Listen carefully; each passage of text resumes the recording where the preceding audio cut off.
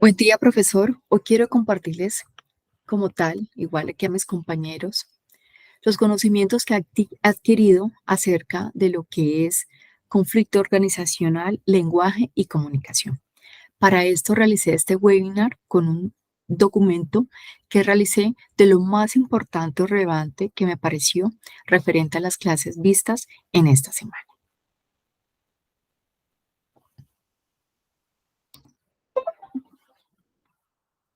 Bueno, ¿qué es conflicto organizacional como tal? Hay diferentes conceptos, entre ese me pareció uno muy importante, que es el concepto que tiene Juan Carlos Hoyo, nuestro profesor, acerca de lo que es conflicto.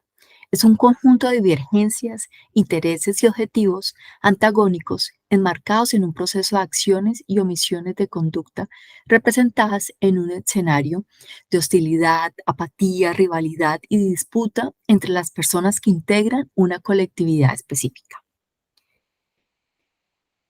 Referente al concepto que creé de conflicto, puedo decir que el conflicto es la interacción entre individuos y sistemas sociales donde sus pensamientos, sentimientos y acciones crean un proceso conflictivo, en lo que generan un choque social y transformación para la humanidad.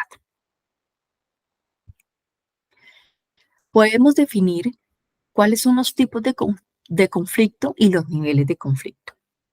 Referente a los tipos, tenemos cinco tipos de conflictos que vamos a resaltar, entre ellos de información. Hace referencia cuando hacemos un mal manejo de la información, generando malas interpretaciones y discusiones internas. De relación y comunicación, están originados por las emociones, los estereotipos, las emociones falsas y los perjuicios.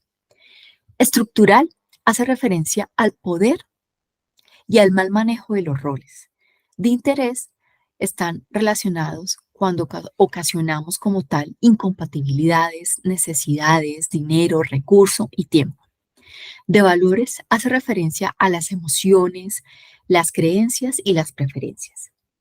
Referente a los niveles de conflicto, podemos indicar que hay también diversos niveles, entre ellos el intrapersonal, que son los que experimentan una persona consigo misma.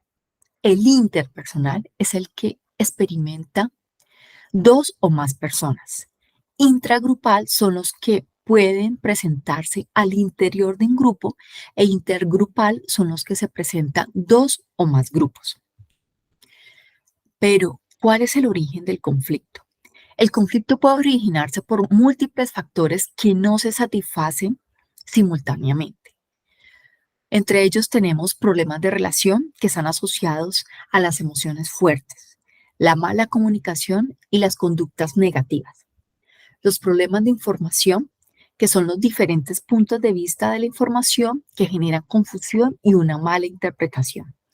Interés, necesidades e incompatibles son las deficiencias de los recursos humanos, económicos, logísticos y necesidades psicológicas. Preferencias y valores se asocia a evaluar conductas y percepciones morales, Conflictos estructurales surgen cuando no hay definidos roles, poder o autoridades e igualdad. ¿Cuáles son las fases del conflicto? Existen 4 fases, entre ellas destacamos la primera, que es definición, que es donde se determina la causa del conflicto u origen del conflicto y se identifica el conflicto como tal. La discusión se recopila la información con argumentos para orientar la resolución del conflicto, se presentan argumentos como tal. La selección de alternativas se escoge la propuesta más pertinente que beneficia a las partes que se encuentran en conflicto. La reconciliación, se aclaran las posibles objeciones y se da la resolución al conflicto con una solución. Pero ¿cuáles son los aspectos positivos y negativos del conflicto? Como positivos tenemos que equilibra el poder y es el motor del cambio, tanto en el aspecto político, económico, social y tecnológico. Como negativos tenemos que la comunicación se reduce y se hace más insegura. Ambas partes aumentan a su favor la diferencia del poder y produce costes de personas, grupos y sociales. Bueno, ahora seguimos con el tema de lenguaje y comunicación. ¿Qué es el lenguaje? Se puede entender como un medio de comunicación formado por un sistema de signos arbitrarios codificados que nos permite representar la realidad en ausencia de esta. El lenguaje es una función mental que permite al hombre comunicarse con sus semejantes y consigo mismo. Bueno, pero ¿cuáles son los componentes del mensaje verbal? Para esto existen 5 componentes, entre estos los fonemas o elementos sonoros que se agrupan formando sílabas y a su vez forman las palabras.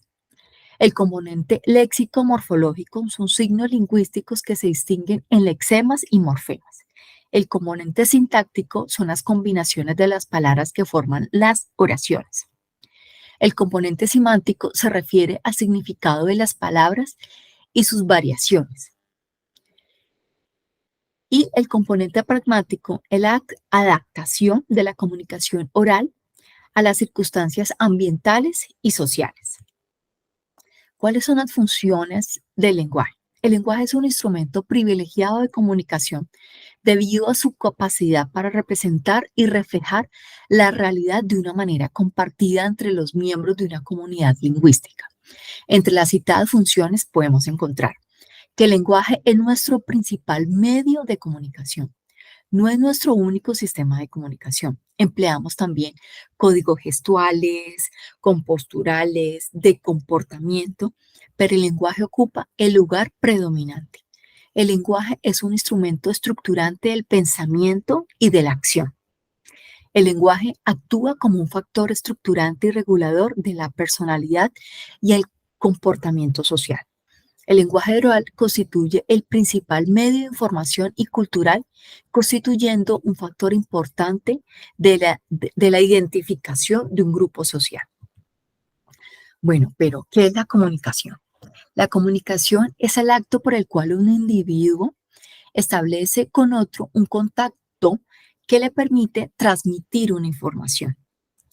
Dentro de los conceptos que me parece importante resaltar, está el concepto de Juan Carlos Hoyos, donde indica que la comunicación puede entenderse como un conjunto concatenado de códigos, símbolos, señales, imágenes, datos sonoros, colores y números, etcétera, transmitidos a través de un canal que le permite a la parte emisora exteriorizar un mensaje a la parte, perdón, para que el mismo sea descodificado por el intérprete como tal o el significante por un receptor en un marco dentro de un contexto específico.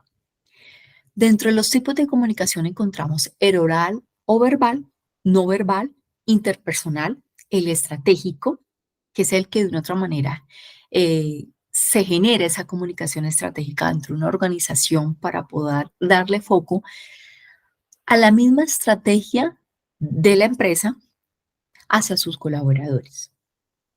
También el tipo de comunicación existe escrita, masiva, que son a través de las redes sociales, visual, que también digamos que hace parte de las redes, y la corporativa, que es la que también hace parte del core del negocio de las empresas, de las organizaciones, para poder transmitir a sus colaboradores el mensaje como tal de diferentes áreas para el logro de un objetivo común. Dentro de los elementos intrínsecos de la comunicación encontramos el emisor, que es el que emite el mensaje, el receptor es el que recibe el mensaje.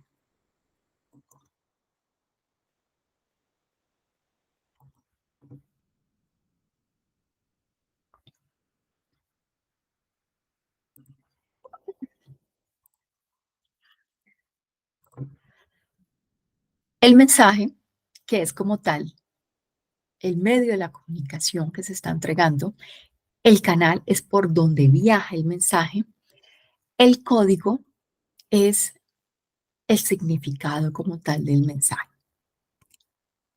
Dentro de la efectividad de la comunicación, encontramos que la efectividad depende de la codificación, decodificación y el ruido. Sin embargo, nos habla de que la efectividad, sino de la fidelidad para referirse a lo mismo.